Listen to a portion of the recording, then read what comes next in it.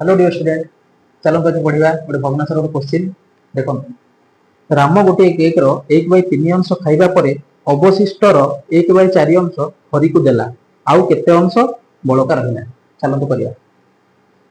आम भग्नांशर पढ़ी आगु एटा हम मूल फुल केक टा केते अंश एक अंश एक केक रो 1/4 अंश किए खाइला राम। तो आउ बड़का केते अंश जो अवशिष्टटा रही गला सेटा केते अंश अवशिष्ट जोड़ा रही गला एक अंश माइनस 1/4 अंश तो रहिला 3/4 अंश। एटा हला मो पई अवशिष्ट।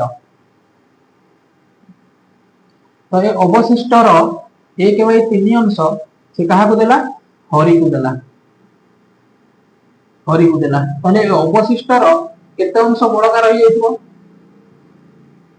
ए अवशिष्टर केते अंश बड़का रही जेतबो ना 1/3 अंश जदि अवशिष्ट मो पई एबे एक अंश हुए तो एक अंश रु 1/3 अंश हरि को देछि तो बाकी रही जेतबो 2/3 अंश 2/3 अंश रही जेतबो बड़का। किंतु क्वेश्चन पचार कि एटा केक रो केते अंश बड़का रही तो देखो सिंपल 3/4 * 2/3 कर देबे 3/4 * 2/3 3 3 कैंसिल 2/4 काटी देले 1/2 ता माने 1 विभक्त 2 अंश मोर संपूर्ण केक रो बड़का रहितो।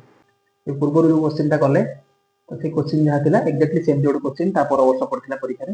देखो गोटे केक रो 1/3 अंश मीरा को दिया गला, निज भाग रो 1/4 अंश सेटा भाई को देला।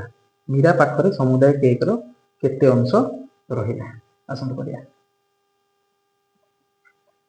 एठाला संपूर्ण केक जोटा कि एक अंश भग्नांश रे डायरेक्ट इनडायरेक्ट फार्मूला सब पढ़ा है। एक अंश रु 1/3 अंश किए नेला मीरा को दिया गला। मीरा ता निज भागर 1/4 अंश कहा को देला ना ता भाई को देला।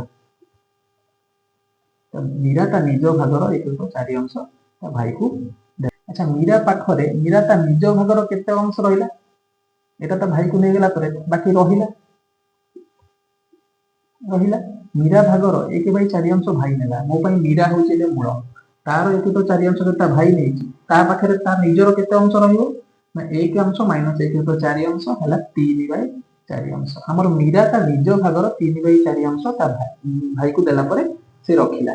किंतु क्वेश्चन पचार छि एटा संपूर्ण केक रो केते अंश एक्जेक्टली पूर्व क्वेश्चन कला होय एमडी करिया एई पटे देकी आसीबा एई पटे देकी एठी आसीबा सब जाको डायरेक्ट हबो।